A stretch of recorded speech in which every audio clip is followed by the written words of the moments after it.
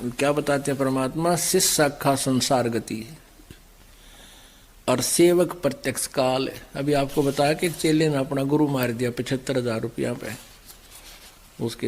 हाँ, तो कहते हैं ऐसे जो व्यक्ति बकवाद करते हैं, परमात्मा से विमुख है, नाम उनके पास है नहीं, ढोंग संत का कर लिया कि बैठ के जाकर डेरे में, तो वो सेवक तो उसके काल है, प्रत्यक्ष काल। और वो जो गुरु बन गया जिसके पास यथार्थ ज्ञान भक्ति और नाम नहीं है, वो संसार गति में ही है।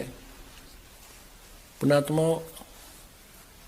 आप जी का सौभाग्य है कि आपको इस ज्ञान सुन रहा है, आप कोई किसी भी माध्यम से सुन रहा है, कोई पुस्तक भी पढ़ रहा है, कोई सीडी भी देख रहा है, या प्रत्यक्ष आकर यहाँ ज्ञान सुन रहा है। और अरबों खरबों मनुष्य सारा दिन डले ढोरे हैं, एक पेट के लिए धक्के खाते फिरते हैं, 100 झूठ बोलते हैं, निरे कोड इकट्ठा कर रहे हैं, अपने पाप कर्मों को फोड़ रहे हैं, जन्म को फोड़ रहे हैं, पाप कर्म ढो रहे हैं। और आप जी को ये ज्ञान हो गया, आपके अंदर कितनी उमंग दी भगवान ने, आप काम भी छोड़ कर आते हो। पुण्यात्माओं, कोई भी कार्य है करने से होता है। जैसे हम बच्चों को पढ़ाते हैं, 12, 13, 14 वर्ष जितना भी वो शिक्षा ग्रहण करना चाहता है, उसको हम कति फ्री छोड़ देते हैं और अन्य परिवार से अधिक उसके खाने की, ड्रेस की अधिक ख्यास रखते हैं, ध्यान देते हैं। और 12, 13, 16 और फिर ट्रेनिंग करे तो 20 वर्ष तक, 25 वर्ष तक उस बच्चे से हम कोई कार्य नहीं लेते और पैसा भी बाढ़ की तरह फूकते हैं। किस उद्देश्य से? कि बच्चा बड़ा होकर के अपने पैरों पर खड़ा हो जाएगा। 25-20 वर्ष के बाद वो लड़का या लड़की 2 रोटी के ब्योंत उसका होगा। अब हम क्या करते हैं, ज्यादा अच्छी शिक्षा, इंजीनियर, डॉक्टर है या कोई IAS IPS बना देते हैं। किस उद्देश्य से? कि ये घने धन इकट्ठा करेंगे, बड़ी कोठी बनाएंगे, टी टी करते कार मचा लेंगे। ये उसका दुश्मन होगा आखिर में, क्योंकि उसमें मान बढ़ाई आ जाएगी, माया की हवस बढ़ती चली जाएगी और होगा वही जो उसके भाग्य में है, पहले पूर्व निर्धारित है, वही बच्चे इन पोस्ट को प्राप्त होते हैं। ना तो सभी इसी उद्देश्य से पढ़ते और पढ़ाते हैं।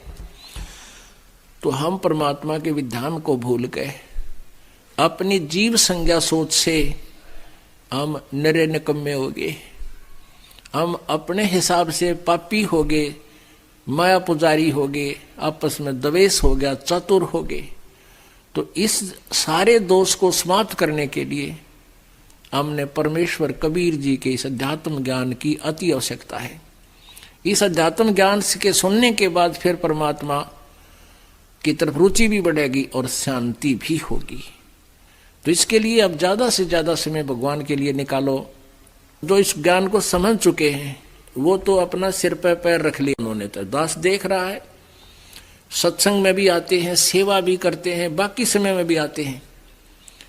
और फिर यदि वो नियम में रह रहे हैं तो देखना उनकी क्या मौज करेगा परमात्मा, यहां भी सुख देगा। और यहां से जब जाएंगे विमान में बैठकर जाएंगे, आए हैं सो जाएंगे ये राजा रंग फकीर, एक तो सिंहासन चढ़ कर जा, एक बंधे जात जंजीर। मरना सभी ने है, यहां से शरीर सब छोड़कर जाएंगे, लेकिन जाने जाने में बहुत अंतर होगा। एक तो परमात्मा आकर लेकर जाएगा इस दास के रूप में, कहो बैठो बैठो ये जहाज जा रहा है, और तुरंत आप जी उसमें चढ़ जाओगे, आपको पता भी नहीं लगेगा हमारी मृत्यु हुई है या हम कहीं सत्संग सुनने जा रहे हैं गुरु जी के साथ। और जो भक्ति नहीं करते उनके अंत समय में ऐसी बिरान माटी होगी, टट्टी पेशाब निकल जाएगा। आप देख लेना कभी ऐसा कोई व्यक्ति को मृत्यु होता, चाहे कोई किसी भी बड़ी पोस्ट पर हो, उसका देखना कितना बड़ा धनी हो, जिसके पास ये सत भक्ति नहीं है उसकी मृत्यु देखना। इसको नहाते किस लिए है?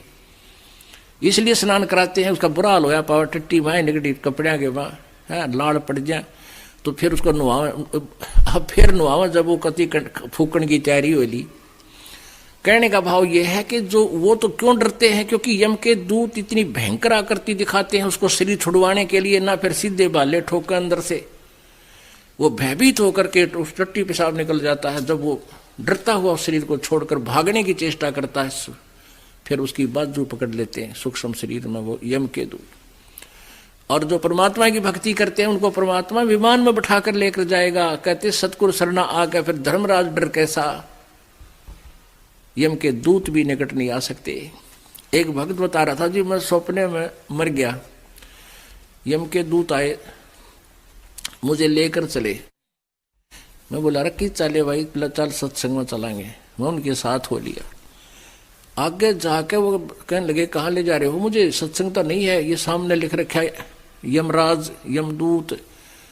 ने बोला तुझे धर्मराज के पास पेश करेंगे, फिर तेरा बकल तारेंगे। बोला मेरा और उनकी लड़ाई होगी कि तुम्हारा और हमारा के मेल भाई, हम तो कबीर जी के चेले हैं, शिष्य हैं, कबीर जी के उपासक है, हमारा कबीर इष्ट है, हमारे गुरु जी ये हैं, और हमारा थारा कोई मेल नहीं, धर्मराज काम नहीं जाया करते, भाग यहाँ से। उनकी लड़ाई होगी शुरू।